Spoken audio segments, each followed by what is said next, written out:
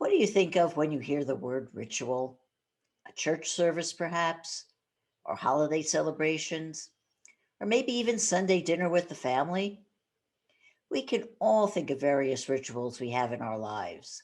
Some we do with great enthusiasm, and some we might perform because we're forced to by others. But did you know that you can create rituals to achieve your dream life?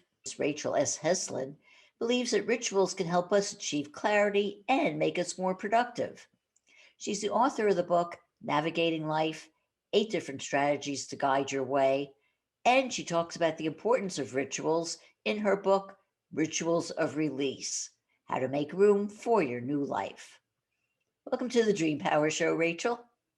Thank you so much for inviting me. I'm glad to be here. Oh, it is my pleasure. And I really want to get into this whole topic of rituals. But let's start with a clear definition. What do you mean by rituals? When I use the phrase rituals, I refer to a very distinct container that you create to have a certain purpose. I believe there are four elements to creating a ritual. The first one is to create a sacred space. And it could be either a physical location, but it could also be a space in time or even a space in your heart. But it is something that you set aside specifically for this purpose. The second element is to set an intention. When you come out of the ritual, what will you want to have accomplished? The third is some sort of action, a physical activity that helps you embody the intention so that you can bring it more clearly into place. And the fourth element that closes out the ritual is the closure. You want to close the container so that you can transfer yourself from this sacred space where you are creating something and move into your day to day life. And having this block of time, space, intention, and action can bring that additional clarity and focus so that as you move into your new life, you can do more things because part of you will have shifted because of the ritual. Hmm.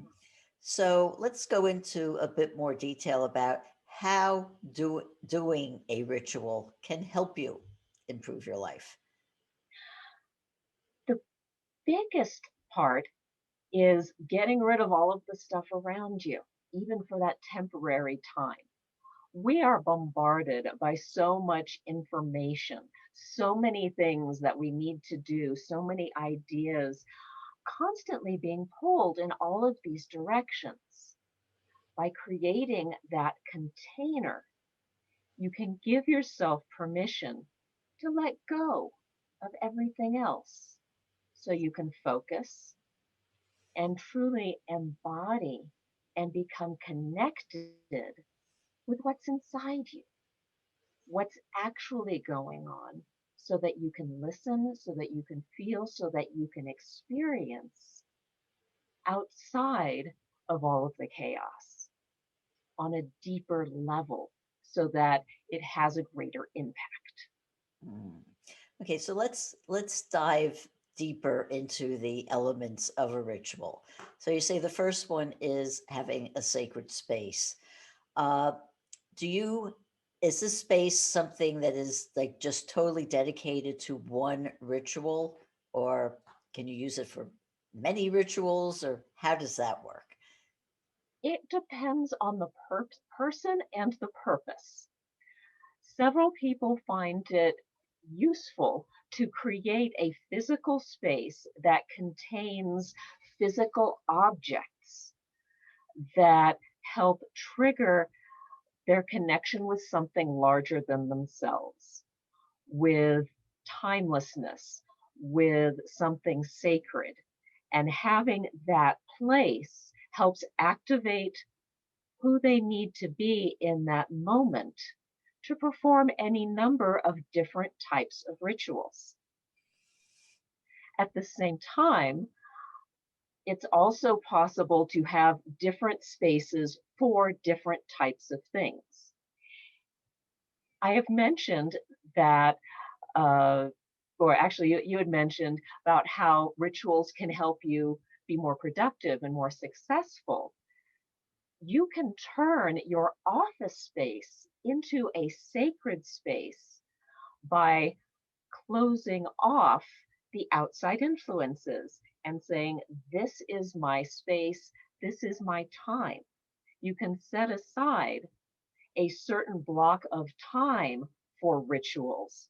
And then you have a time container in which all you focus on is what you're doing in that moment.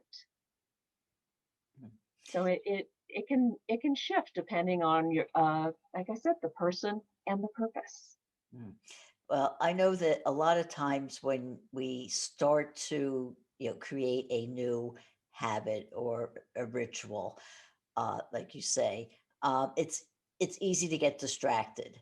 Something can trigger you, and you're off, and you're just out of it. So, how do you keep yourself focused to keep this ritual and have it become something that is a important part of your life? Practice. It's a matter of practice, intention, and understanding how it supports your life as a whole. If you go in with the mindset, this is something that I should do, it's probably not going to stick because you're not embodying the intention of transformation. Rituals are designed to help you change, to help you clear out what's getting in the way of what you truly want. And when you connect with what you truly want and you see, oh, this is something that supports me, you can create routines that incorporate the rituals. Because let's face it, we're not always going to feel like doing it. But if you come back to this is something that supports my larger vision, it's easier to build the motivation to do it. And when you're not really feeling like it, you can go into it saying, okay, but this is something which will move me closer to being who I want to be and living the life I want to live. Mm. Okay, so you also say one of the steps is creating an intention. And I know in dream work, when we do a dream incubation, we set an intention on, a specific dream we may want to have. Uh, that has to be effective. It has to be very specific. So when you create your intention for the ritual, how specific does it have to be? Sometimes when you're seeking something like clarity, you may not know the results. Sometimes the intention is simply to uh, develop the habit of having intentions. Having said that, I do agree that the stronger and more precise an intention you have, the more effective the ritual will be because it activates certain aspects of your reticular activating system and the subconscious to say, this is the journey we want to go on. This is how we want to come out on the other side. And when you have that intention, that opens up possibilities for what the ritual itself might require in order to manifest that intention. So yes, it is helpful to know what it is you want, but I don't think that not knowing what you want should stop you from the attempt. So let's say, for instance, you just have this feeling like I'm not feeling good about myself and I want to feel more confident. Could that be created into a ritual? Yes, I would, my basic premise is love conquers all. So if I'm in one of my places where I'm just not feeling confident, the way I would go into a ritual is an intention of sending myself love,